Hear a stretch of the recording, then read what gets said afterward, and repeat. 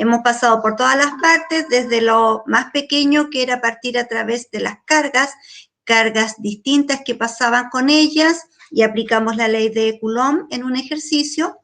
Luego vimos electricidad y veíamos cómo circula la corriente eléctrica a través de los circuitos eléctricos, y aplicamos ahí en esa la ley de Joule y la ley de Ohm, y ustedes hicieron un ejercicio de circuito mixto en donde se aplica la ley de Ohm para poder obtener los cálculos de la intensidad de corriente, de la diferencia de potencial y sobre la resistencia. Hoy el objetivo de la clase es reconocer los efectos magnéticos de la corriente eléctrica y explicar el funcionamiento de diversos dispositivos electromagnéticos.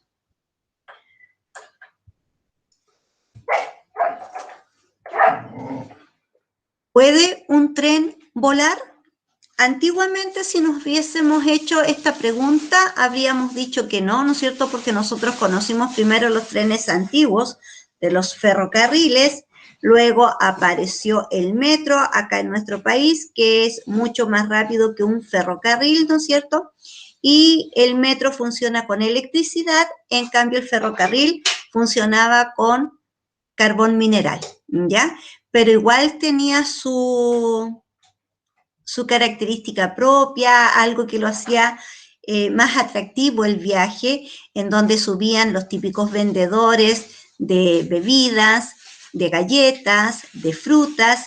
Uno iba pasando por distintas localidades de nuestro país y era un recorrido más bien natural, porque pasábamos por muchas partes de nuestro país recorriendo, ¿no es cierto?, la naturaleza que la podíamos observar. En cambio, el día de hoy, y antiguamente salía el tren de Quillota, luego ya se cortó hacia allá y empezó a salir el metro desde acá de Limache, pero se supone que en un tiempo más ustedes también van a tener la llegada del metro allá. Pero en China, en Japón, ya los trenes vuelan, ¿ya? Es una manera de decirlo. Significa que estos trenes apenas tienen contacto o casi nulo contacto con los rieles, porque ellos se mueven a través de magnetismo. Por lo tanto, tienen una levitación magnética. Estos se conocen con el nombre de maglev por el hecho de ser un tren, ¿no es cierto?, que circula a través de la levitación magnética. Y esto partió en China y ya hay en otros países. Antes, ¿no es cierto?, si tomábamos el tren antiguo, podíamos demorar 1 hora o más, porque era mucho más lento. Incluso los rieles son distintos a los rieles del metro que usamos hoy en día, que es eléctrico. Y si queremos llegar a Valparaíso, más o menos tomamos 45 minutos a 50 minutos en llegar, ya a través de este metro. Pero si tuviéramos la oportunidad de tener un tren magnético, demoraríamos un viaje entre Santiago y Valparaíso, que en vehículo demora 2 horas, se haría en 25 minutos. Por lo tanto, estos que actúan con fuerza magnética se suspenden en el aire y van a mucho mayor velocidad, ¿ya? ¿Y cómo contrarresta este peso a lo largo de todo este tren? A través, ¿no es cierto?, de la levitación magnética. Por lo tanto, es como que va haciendo un movimiento, así que va flotando en el aire. Obviamente no es tanta la distancia que se aleja desde los rieles, ¿no es cierto?, por donde circula y levita. No es que sea mucha la distancia, pero sí se descubrió que a través de este tipo de energía que tiene que ver con la fuerza magnética eran mucho más veloces. Y es así como se han ido creando muchos instrumentos que nosotros utilizamos y que tienen que ver con magnetismo. ¿De dónde viene este poder del magnetismo? Tiene que ver con una piedra que se encuentra en la naturaleza. En el griego es magnetislitos, que significa piedra de magnesia o magnetita, ¿ya? hace referencia, ¿no es cierto?, a esta característica de esta piedra que tiene esa característica de atraer otros cuerpos metálicos, ¿ya? Por lo tanto, atrae cualquier cuerpo metálico como el hierro, el cobalto, el níquel y algunas aleaciones metálicas. Y ahí como se muestra en la imagen. En la actualidad, antes solo se conocían los imanes que nos mostraban el polo norte, el polo sur. Ahora hay muchas aplicaciones en los refrigeradores, pegamos cosas que tienen magnetismo, ¿ya? Y se han ido creando ya diversas cosas con el conocimiento de esto. Entonces, esta es una piedra que se encuentra en la naturaleza y tiene este efecto de atraer cuerpos metálicos independientes del tipo de metal que él sea. El magnetismo también es un estudio que realiza la física a través de estos fenómenos físicos que están mediados por campos magnéticos. Es decir, que incluso nuestro planeta se mueve por un campo magnético o una fuerza magnética. Si nosotros miramos en el lugar donde estamos, siempre tenemos que saber hasta dónde está el norte, por dónde va o al sur, y si no sabemos, hacemos uso de una brújula que también tiene esta piedra magnética para poder decirnos, ¿no es cierto?, hacia dónde va el norte, y así podemos hacer excursiones y no perdernos. Por lo tanto, este campo magnético va a generar una corriente eléctrica, que nosotros habíamos hablado de lo que es la corriente eléctrica, cuando circula estos electrones a través de un metal, pero este movimiento de partículas solo se hace a través de estos materiales y no como lo habíamos visto hasta la clase anterior, que la conducción eléctrica era a través de un alambre de cobre, que es el mejor conductor de electricidad.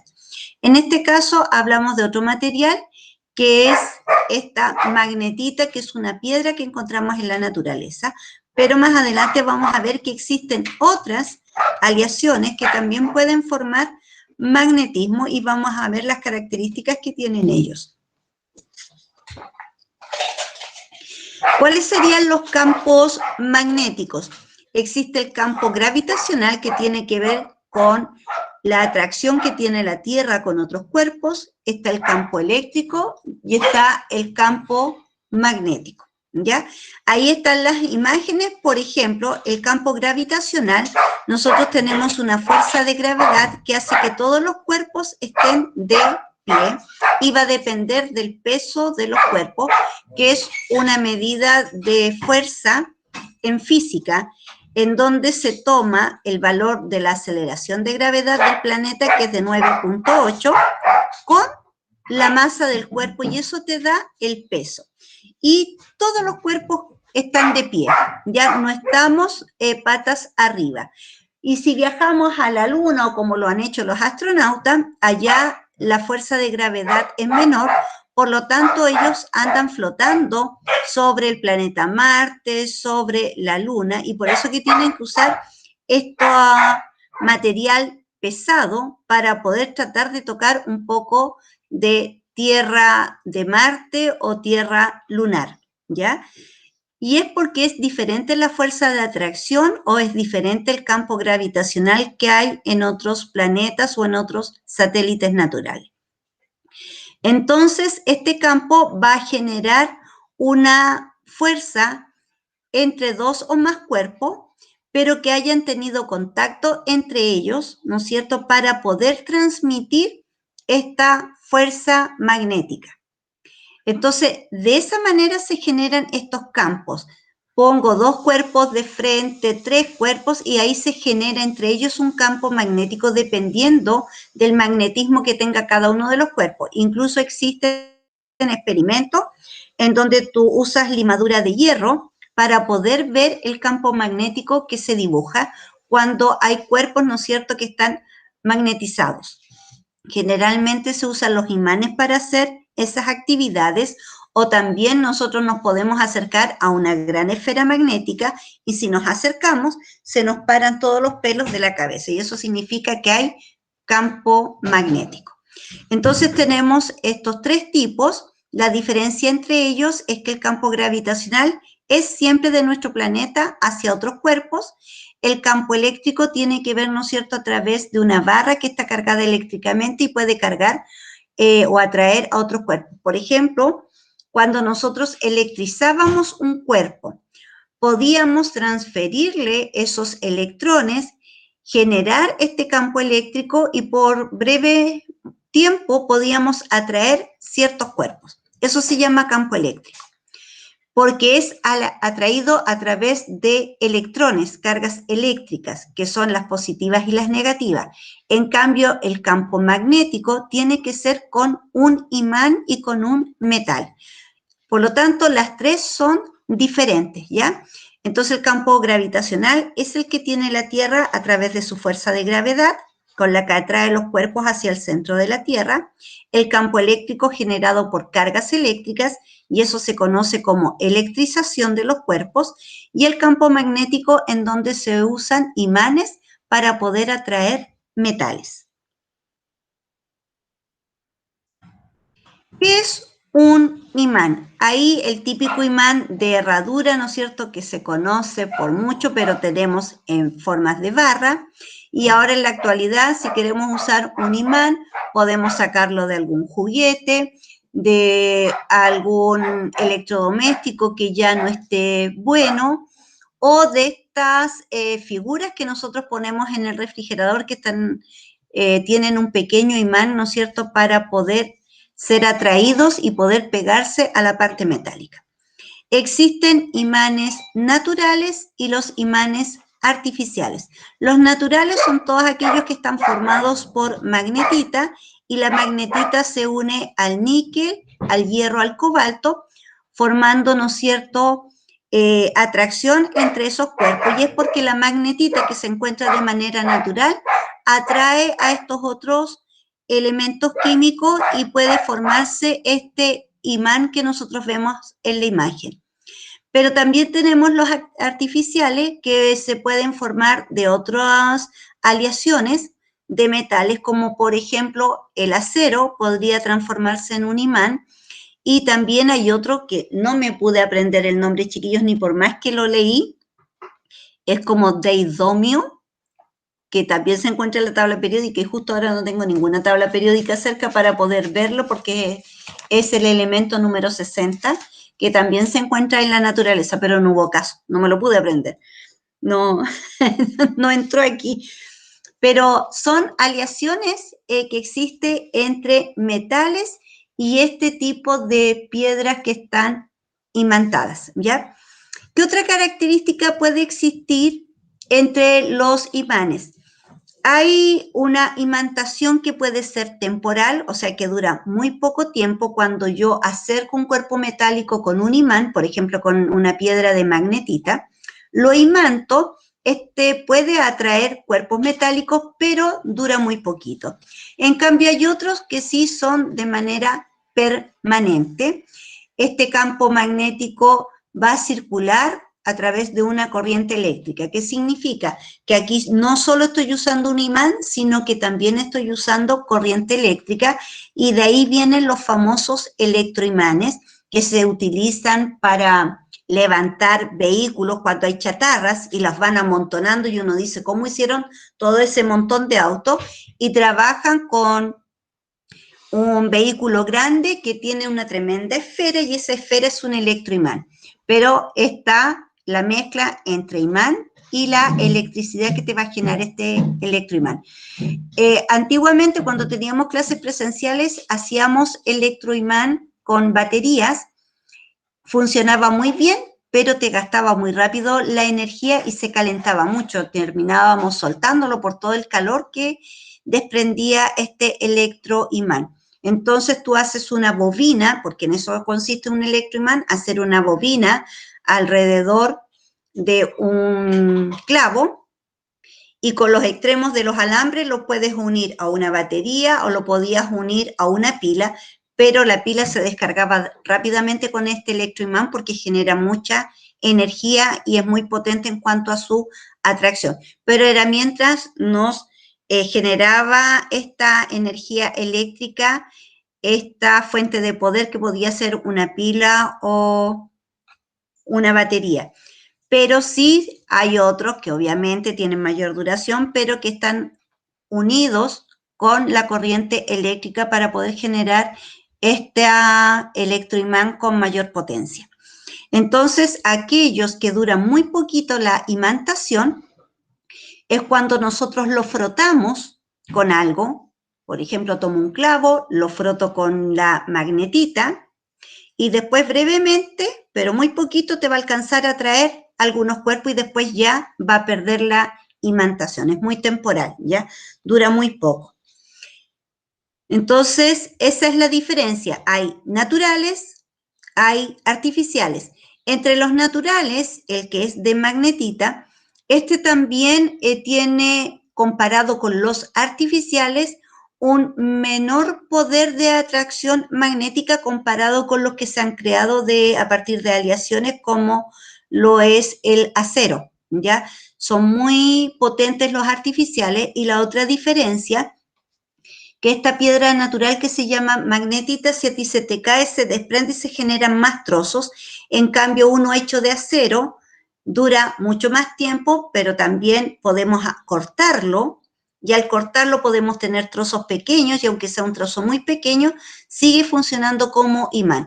La magnetita no, se va como desgranando al tratar de cortarlo, y lo otro que su fuerza comparado con los artificiales, su fuerza magnética es mucho menor.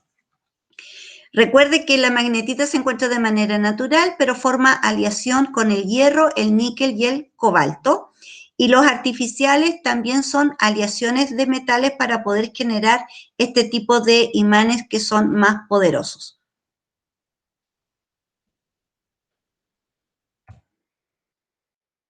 Aquí están los típicos imanes rectangulares en donde se encuentra el polo norte y el polo sur, ¿ya? ¿Y qué va a pasar si yo trato de acercar imanes con su mismo lado? Al tener el mismo polo, si yo quiero unir el polo sur con el polo sur de otro imán, estos se van a repeler, lo mismo si yo hago el polo norte con el polo norte. Pero si yo pongo polos opuestos, va a poder haber una fuerza de atracción. Entonces ahí la imagen está mostrándonos, ¿cierto? Cuando yo junto imanes con polos distintos, estos se acercan, pero si los acerco a través del mismo polo, se rechazan. Estos polos magnéticos, por ejemplo, si yo dijera que tengo un material y voy a cortar este imán por la mitad y voy a separar, a ver, acá está, acá. Trato de separarlo, dividir, mira la línea, estoy hoy día, pero muy chueca, ahí. Lo trato de dividir. No voy a tener un imán solo con polo norte y otro imán solo con polo sur. Por naturaleza, los imanes, aunque yo los corte, cada trozo, que este era en su principio norte, cada trozo va a volver a recuperar su lado norte y su lado sur.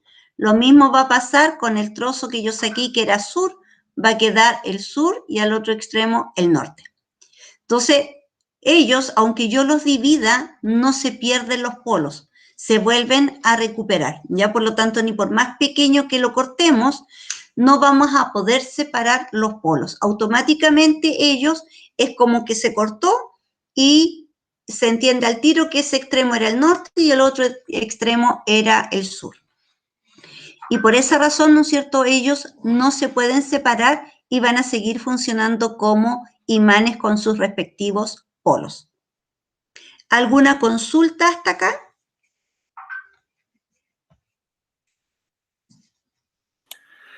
En el chat, nada, profe. Ya. Porque si no se me va a acabar la diapositiva si no me consultan. Bueno, igual la compañera Janet dice neodimio. Ay, gracias, el Janet. material que dijo anteriormente. No hubo caso, Janet, traté, lo leía, ya, neodimio, neodimio. Y al rato después, ¿cómo se llama? No me acuerdo. No hubo caso. Y ahora si me preguntan en un rato más, un par de diapositivas más, y me vuelven a preguntar, ¿cómo se llama, profesora? Apuesto que no me voy a recordar otra vez. No hubo caso, no sé por qué. No me entró el nombre. Aquí tenemos estas experiencias que yo le contaba, ¿no es cierto?, con limaduras de hierro. Y con un imán generamos, ¿no es cierto?, ese campo magnético. El dibujo que se hace ahí con las limaduras de hierro se le conoce con el nombre de campo magnético, ¿ya?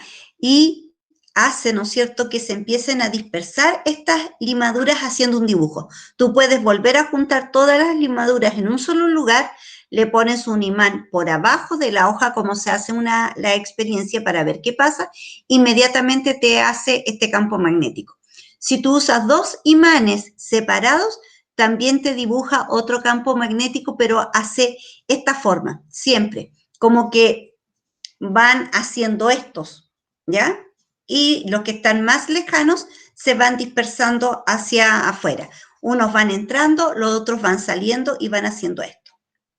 Entonces, mientras más imanes, logro formar más figuras, pero siempre las figuras relacionadas con esta que está acá, aunque tú pongas más imanes. Entonces, aquí se van a juntar las figuras del polo norte con la figura del otro lado que viene del polo sur. Si los pongo horizontal, si los pongo paralelos, te van a generar campos magnéticos. Si ustedes tienen un imán, aunque sea este imán que uno usa en los refrigeradores, y tienes limaduras de hierro, o si tienes de estas, para lavar las ollas, yo las refriego con esto. Oye, se me están olvidando todas las cosas, no sé qué me pasa. Esponjas metálicas, pero la que es más finita, la que se te llega a desarmar cuando tú la usas, tú haces pedacitos de ella bien chiquititos y también puedes generar un campo magnético para ver la experiencia de cómo se forma este campo magnético. Entonces, el campo magnético es la zona que va a rodear al imán. Significa que nuestro planeta Tierra también en su centro tiene su propio imán y va a generar este campo magnético. Y eso se debe a las fuerzas magnéticas que se generan frente a este imán con estos metales. Y ese es el dibujo, el de arriba, ¿no es cierto?, como se ve con las limaduras de hierro, y abajo está la representación como yo lo tengo que dibujar. Si ustedes se fijan en la imagen, cómo yo puse flechita y por qué pusieron esas flechitas en el de abajo, este rectángulo obviamente me representa el imán.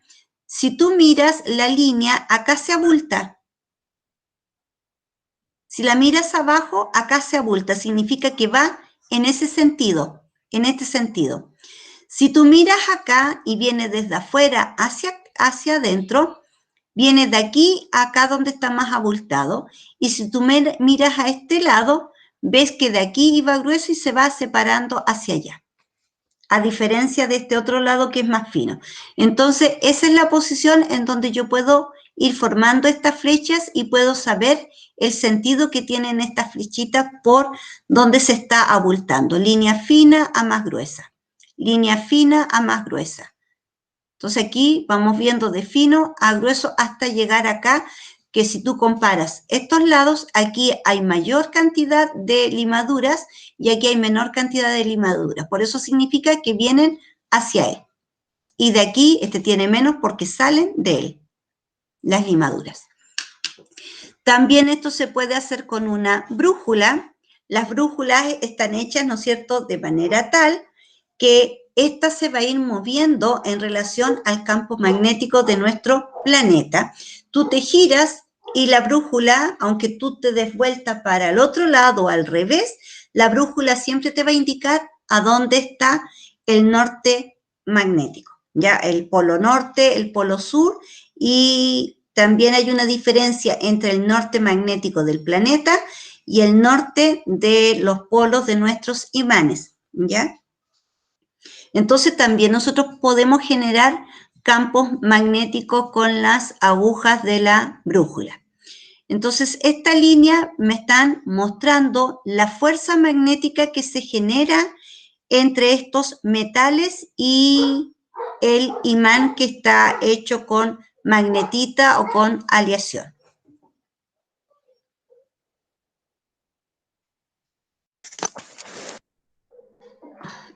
Vamos a mover para acá. Aquí tenemos arriba el campo magnético de nuestro planeta y abajo el de la brújula. Profe, Christopher Vega quiere hablar. Dime, No, fue un accidente que se me había ido la conexión y se me había pegado un poco. Ok. ya. Entonces, ¿qué diferencia hay entre el campo magnético del planeta Tierra con la brújula? Nosotros miramos, aquí está nuestro planeta, nosotros estamos acá hacia el polo sur que nosotros llamamos y arriba el polo norte, pero si te fijas en el campo magnético del planeta, el sur magnético está hacia donde nosotros llamamos polo norte y el norte magnético del planeta está hacia el polo sur. Por lo tanto, los campos magnéticos de nuestro planeta con el campo magnético de nosotros es distinto. A lo que nosotros llamamos norte o polo norte sería el sur magnético y el polo sur sería el norte magnético. Y la brújula, cuando nos muestra hacia dónde va la dirección, nos estaría indicando hacia el sur magnético de nuestro planeta y que nosotros conocemos como la parte norte, ¿ya? Pero la brújula se guía hacia dónde está su sur magnético. Entonces, ¿qué es el polo magnético? Va a ser el conjunto de puntos que se forman acá en nuestro globo terráqueo y van a generar esta huella de cómo va circulando este campo magnético. Sale desde el norte y va hacia el sur. Sale del norte y va al sur. Y está en esa posición. Está diagonal, ¿no es cierto?, a la posición nuestra. Por eso que cuando nosotros estamos en un lugar y ponemos la brújula, se mueve, ¿no es cierto?, y nos va a indicar hacia dónde está y nos va a ser el referente para que nosotros no nos extraviemos y podamos caminar. Siempre y cuando conozcamos y sepamos, ¿no es cierto?, usar la brújula, porque aquellas personas que no lo sabemos usar, vamos a ir caminando hacia el norte y a lo mejor no vamos a llegar al lugar que nosotros queríamos llegar, igual nos vamos a perder, porque ella nos va a mostrar el camino hacia el norte. Entonces, el polo magnético que está dibujado por todos estos puntitos, que sería lo que nosotros formamos, ¿no es cierto?, acá como ejemplo con las limaduras de hierro, es lo que se genera en nuestro planeta. Aquí está el eje de nuestro planeta, el eje para la rotación de nuestro planeta, que no es recto, sino que es en diagonal. Y si tú te fijas, aquí está el eje de nuestro planeta, pero fíjate cómo está la posición del magnetismo que se genera. Está distante al eje de nuestro planeta, al eje de rotación, ¿ya? Entonces también está en diagonal porque no alcanza a estar recto, pero tampoco sigue la misma línea del eje del planeta, ¿ya? Porque ahí está el eje de nuestro planeta. En cambio, acá se generó el eje del campo magnético. Ahora, ¿cómo ocurre esto? Porque ustedes saben que nuestro planeta tiene muchos minerales, por lo tanto, en el centro de la Tierra tiene este fenómeno, de donde se obtiene, ¿no es cierto?, la magnetita. Él hacia el centro de la Tierra tiene muchos de estos minerales que van a generar este campo magnético y lo va a generar porque el planeta Tierra tiene en su superficie muchos minerales. Entonces, eso es lo que se va a ir generando y todo esto queda imantado. Ahora, ¿cómo se comporta nuestro planeta? Es como si tuviera un imán muy gigante para poder hacer la representación, y esto lo han hecho los astrofísicos que estudian todo lo que hay en el universo, cómo funcionan los planetas, no solo el nuestro, sino que otros planetas, y también han visto cómo es el campo magnético de otros planetas, ¿ya? Entonces, es lo mismo que nosotros hacemos con un imán en la Tierra, que también generamos un campo magnético, pero con la diferencia que a lo que nosotros llamamos norte y sur, en nuestro planeta es invertido.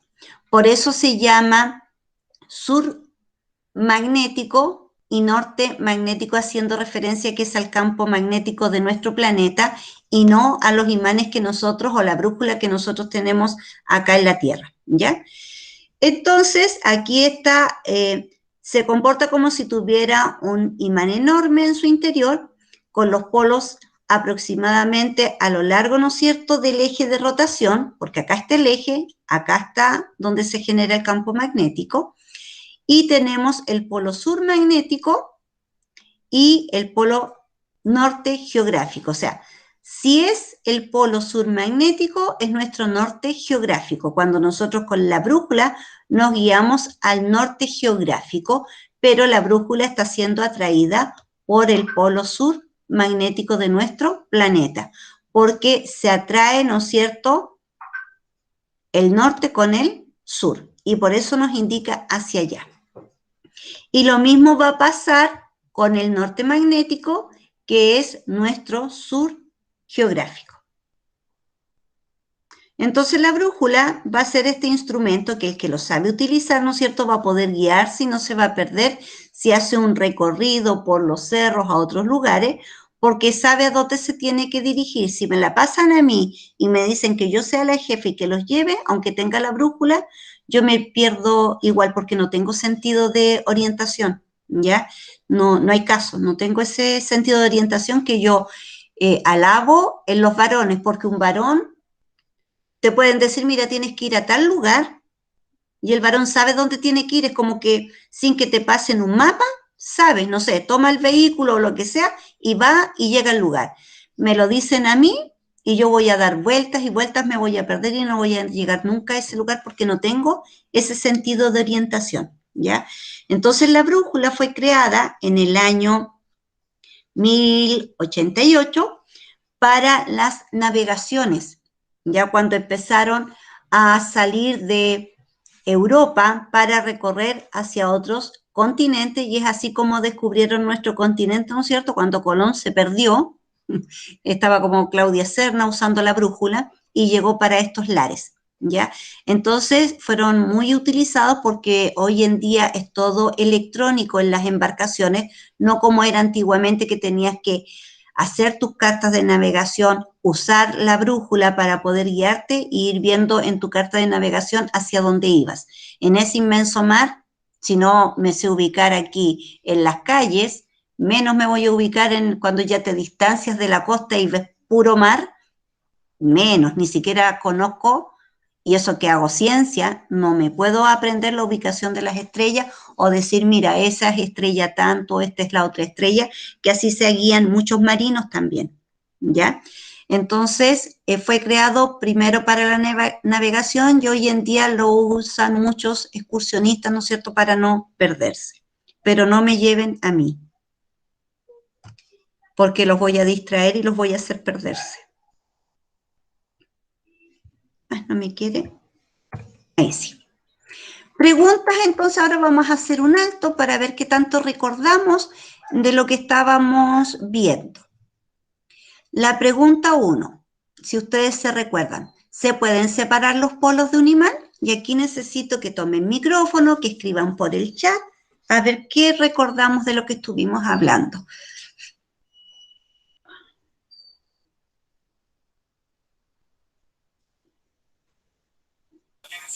De un imán no, porque si se corta un imán, o sea, como usted dijo, o sea, tiene polo sur y tiene sus dos polaridades, pero no se pueden separar.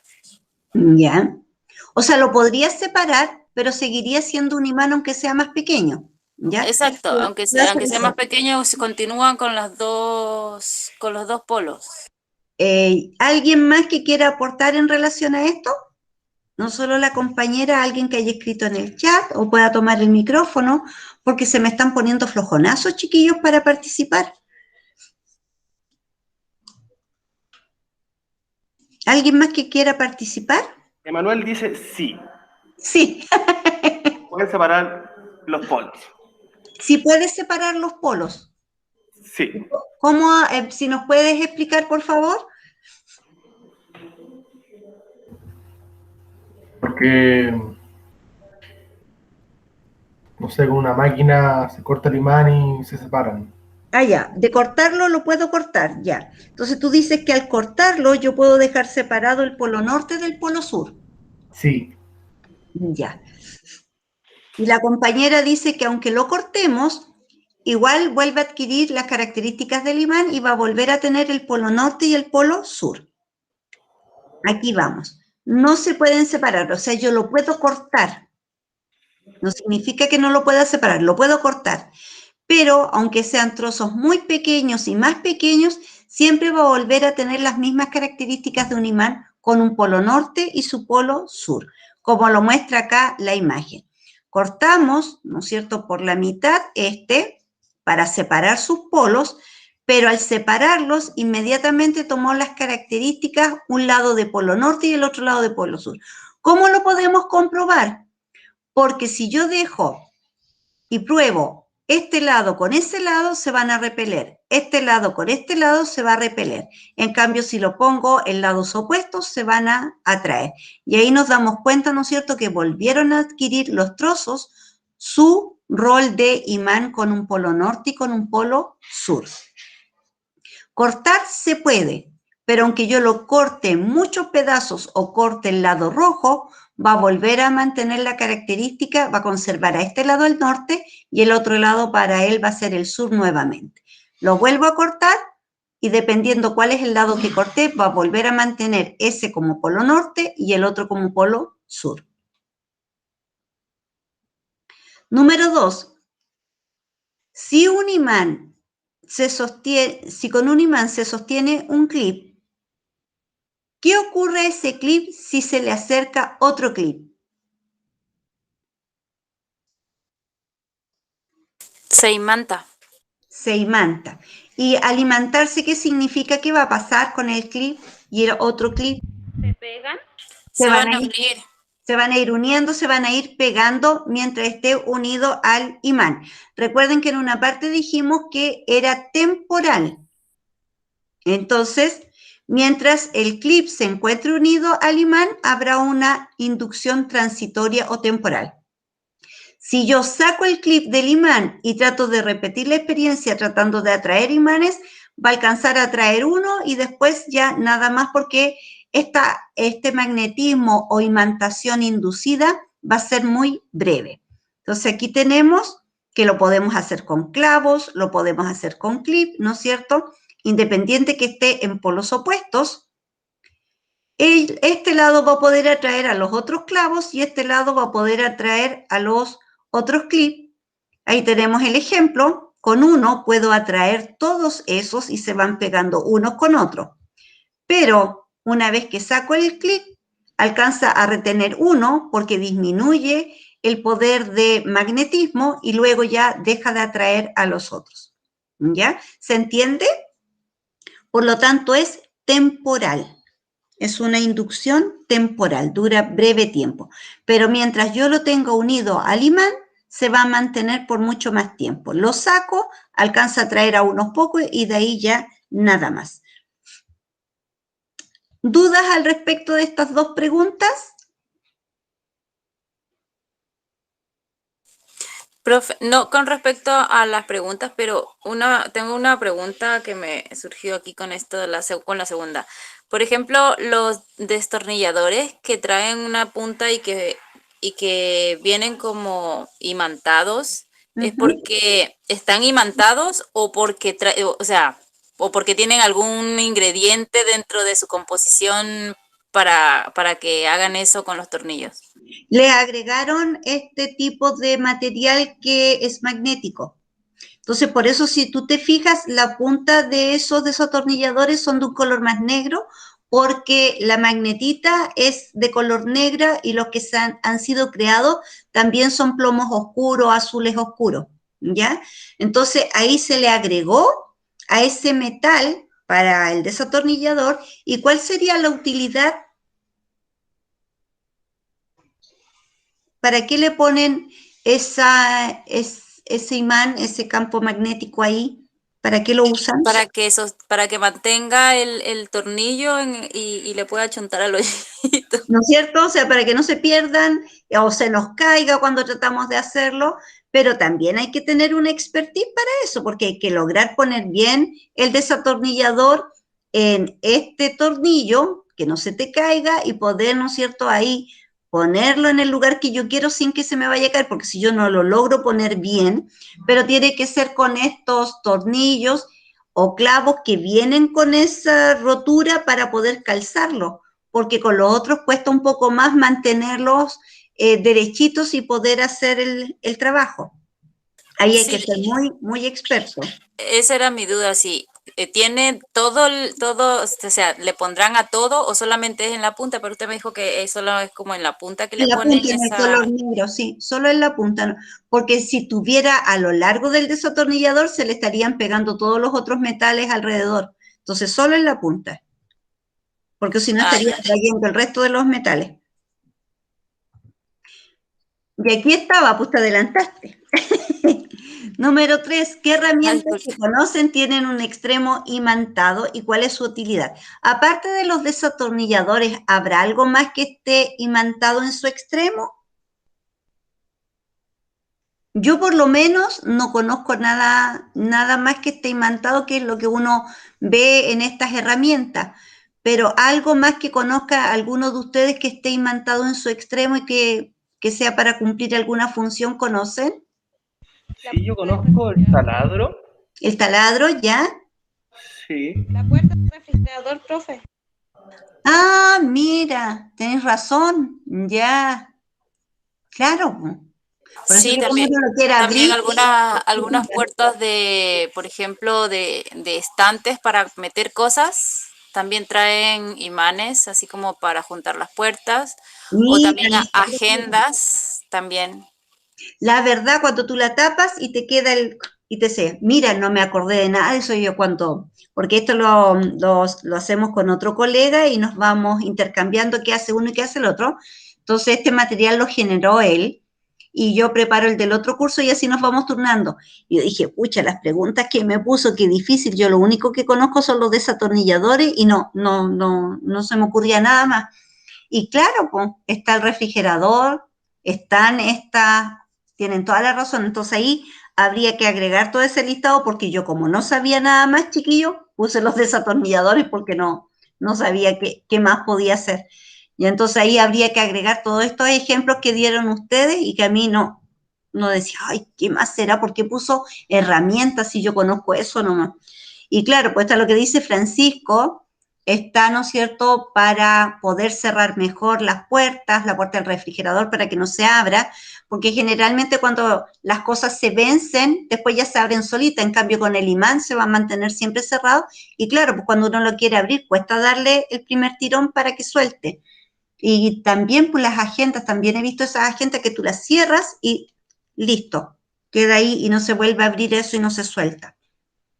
Toda la razón, pero a mí no se me ocurrió. Ahí estuve porque fui tratando de ir respondiendo, ¿no es cierto? Y no me acordé de otro. 4. ¿Qué diferencia y semejanzas hay entre un imán natural, uno de acero y uno de neodimio, que no me habría acordado de nuevo? Neodimio. ¿Qué diferencias hay y cuáles serían las semejanzas entre un imán natural, uno de acero y uno de neodimio? ¿Saben ustedes? A veces los varones saben más de estas cosas porque utilizan herramientas o en su trabajo conocen más. Emanuel dice que uno es de acero y el otro son artificiales. El neodimio son artificiales. ¿Y el acero es natural o artificial?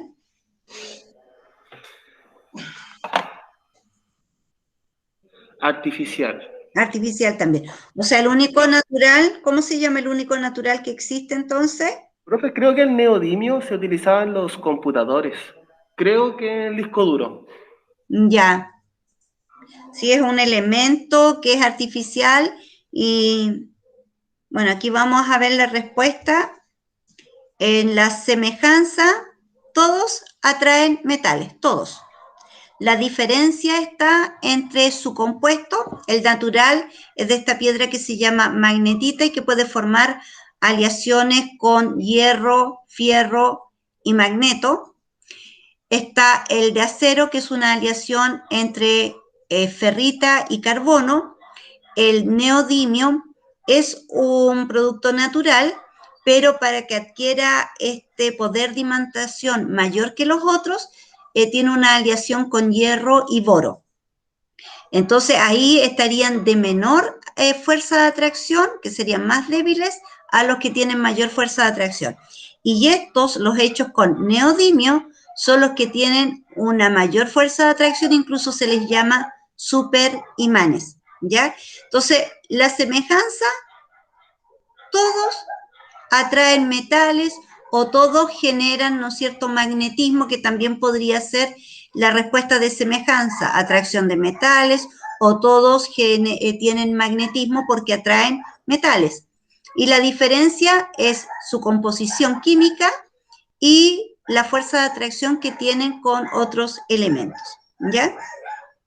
Ahí están las respuestas. Yo sé que esto ustedes no lo tienen para que si quieren les sacan fotos, porque recuerden que otra vez va a haber una pruebita con las materias que se han ido pasando. Entonces, ustedes se fijan que generalmente me gusta ir desarrollando las preguntas y mostrando, ¿no es cierto?, después el desarrollo para que ustedes también puedan escribir o copiar o sacar pantallazos como lo hacen algunos. Entonces, ¿ya está lista? ¿La anterior ya sacaron pantallazo o algo así? Sí, profe. ¿Sí? Ya. ¿Todos? ¿Todos sacaron pantallazo o escribieron la materia, la respuesta? Aquí ustedes me agregan, lo que yo después para la clase de la noche me las voy a dar de que se me las sabía todas. Y voy a poner los otros ejemplos que ustedes me dieron aquí, porque yo me quedé en esto y dije, oh, no conozco nada más. ¿Ya? Ahí estamos, entonces. Continuamos. Sí le sacaron un pantallazo, profe, por si acaso. Ya. Entonces aquí yo creo que vamos a ir quedando en esto, electricidad y magnetismo. Este físico danés en el siglo XIX, llamado Hans Ørsted, y así se llama la ley de él, la ley de Ørsted, él fue el que descubrió la brújula. Y ahí nos muestra, ¿no es cierto?, cuál fue la experiencia que hizo para poder llegar a este conocimiento. Y dicen que lo descubrió de manera accidental. No es que haya dicho, a ver, voy a estudiar esto para ver cuál es la relación que hay entre la electricidad y magnetismo, sino que se dio de manera accidental. Él comenzó a observar la desviación que tiene la aguja de la brújula cerca de un conductor con corriente. ¿Cuáles son los conductores de corriente? Que lo vimos la clase anterior. ¿Cuál es un conductor de corriente? A ver si recordamos. Para que puedan entender la experiencia de este científico. ¿Cuáles son los conductores? Cobre, oro, Ya, los conductores metales. entonces son los alambres metálicos que están recubiertos, ¿no es cierto?, para poder aislar y que a nosotros no nos dé corriente. Entonces, cuando había cerca de la brújula un conductor de corriente, se dio cuenta de que la brújula se movía. Entonces después, ahí como se ve con un amigo, empezaron a ver y tomaron este cable de corriente eléctrica para ver qué pasaba. Y obviamente que circulara corriente eléctrica por ahí, porque si yo pongo el cobre solo, un alambre de cobre, no va a generar ningún movimiento en la brújula. Tiene que estar conduciendo corriente eléctrica, o sea, tienen que ir pasando electrones a través de él. Entonces, él llegó a concluir de que sí existe una relación entre la electricidad y el magnetismo. Entonces, la brújula se iba desviando cuando circulaba corriente eléctrica sobre ella. Ahí tenemos un ejemplo de lo que él hizo, ¿no es cierto? Tenemos los cables con un extremo positivo, el otro extremo negativo, abajo la brújula, y sobre él va este cable de negativo a positivo por donde va a circular corriente eléctrica. ¿Y qué va a pasar con la flechita de la brújula? Se va a empezar a mover. Pero él quiso ver cuáles eran los movimientos y en qué sentido se movía, si cambiaba, ¿no es cierto?, la posición del alambre para ver, hacer un cambio en el flujo de la circulación eléctrica. Entonces, ahí tenemos los tres ejemplos. Alrededor de un conductor con electricidad se forman campos magnéticos que están compuestos por líneas circulares y concéntricas en torno al conductor. Entonces, al hacer esto, y si tenemos, para que la experiencia se realice y poder verla bien, si tenemos limaduras de hierro acá abajo, acá tenemos los cables, los conductores por donde va a circular corriente eléctrica, acá abajo tenemos la brújula para ver su movimiento, nos vamos a dar cuenta del tipo de figura que se forma de campo magnético cuando esto va ocurriendo. Este dice I0, significa que no está pasando corriente eléctrica a través del conductor. Por lo tanto, la flechita de la brújula se va a mantener en esa posición vertical igual que el conductor, o sea, de sur a norte. Esa va a ser la posición. Cuando hizo circular corriente eléctrica desde sur a norte, si se fijan, la brújula se movió y su norte magnético lo indicó hacia allá y al otro lado indicó el sur magnético. Pero cuando invirtió el flujo de corriente eléctrica en el otro sentido, el campo eléctrico cambió y quedó el norte magnético para este lado y el sur magnético para el otro lado. Y si se fijan, siempre la dirección iba, como estaba en un principio, de sur a norte, pero hizo que invirtiera la posición de la brújula. Este es el aparato que después, ¿no es cierto?, ya se creó para hacer el estudio de la relación que hay entre la electricidad y el magnetismo para poder generar estos campos magnéticos, y después de este descubrimiento se dieron cuenta que podían hacer instrumentos que generaran campo magnético y que le podríamos dar una utilidad. Se me cambió. Entonces, Oerted, ¿qué demostró? Que el efecto en un principio era simétrico, ¿no es cierto? Porque si miramos la brújula, primero está en posición vertical, luego cambia a posición horizontal. Pero si yo invierto la circulación de la corriente, la brújula vuelve a quedar, ¿no es cierto?, en posición horizontal, significa transversal al otro eje, pero no se ve que esté distinta la posición de la brújula, sino que en el mismo sentido no quedó ni corrida ni más arriba ni más abajo. Cambia la posición, la invierte, pero mantiene la línea, las flechitas de la brújula. Entonces, de ahí salió la primera invención, que fue la bobina, en donde se forma un carrete de hilo, de alambre, ¿no es cierto?, de un conductor, de alambre de cobre, que tú puedes formar esta espiral, y mientras más juntito esté la espiral, mayor fuerza o campo magnético va a generar este espiral. Si las espiras quedan más separadas, es menor el campo magnético. Mientras más juntas, mejor. Pero esto, si más encima lo apoyo con la circulación de corriente eléctrica, voy a poder formar una bobina con mucha potencia, ¿ya? Entonces, los extremos de la bobina, como el polo norte de un imán y el otro como el polo sur de, ¿no es cierto?, esta brújula. Y ahí generaron este instrumento para hacer las mediciones de campo magnético junto con la corriente eléctrica. Vamos a quedar hasta acá. Les voy a presentar la pregunta, acá me pasé largo, esencial, número 15. Dice, responde la siguiente pregunta y envíala a través de Classroom a tu profesor. ¿Por qué está con asterisco? Porque obviamente a los profesores respectivos de los cursos de mañana, tarde y noche. Dice, luego de todo lo visto, ¿por qué la aguja imantada de una brújula siempre apunta en dirección norte-sur? Si usted raspa un clavo con un imán, ¿qué le ocurrirá al clavo? Entonces, estas se llaman preguntas de aplicación de contenido, en donde usted, una vez que ya vea toda la materia, o si usted ya descargó el material, va a poder leer, ¿no es cierto? Y podría ya empezar a responder. Pero ustedes saben que el plazo es hasta el día viernes 22 horas, pero si quiere hoy día ya podría empezar a desarrollar, ¿ya? O si hay algunos que me la empiece a enviar y como hoy día ya empiezo a revisar, reviso las de la clase pasada, las que quedaron pendientes, o las correcciones que iban a hacer algunos estudiantes que quedaron pendientes de revisar, lo dejo visto hoy día, ¿ya? Y